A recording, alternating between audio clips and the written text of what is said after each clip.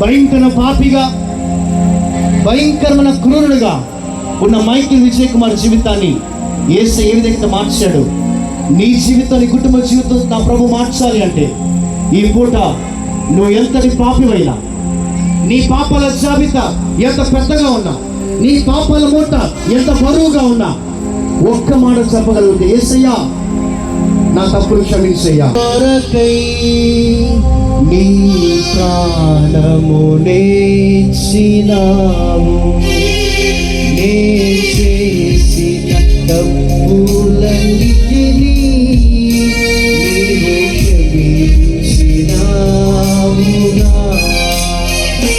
పాపముతో ఉన్నా నా కొరకై నీ ప్రాణము నేర్చినావు,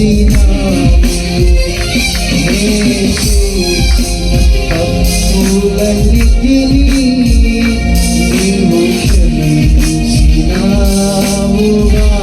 చెప్తామా? యేసు మాట ఇస్తున్నా, పాపములో చేరను, నీ సాక్షిగా జీవించిన. చెప్తాం?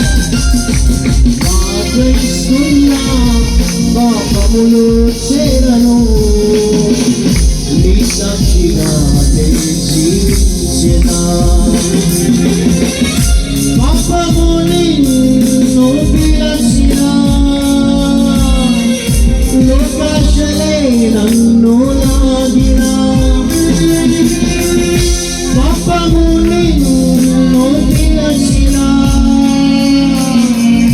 లోకాశలే నన్ను లాగిన. యేసు మాట ఇస్తున్నా, పాపములో చేరను, నీ సాక్షిగా. అందరం స్వరాన్ని చెప్తాం.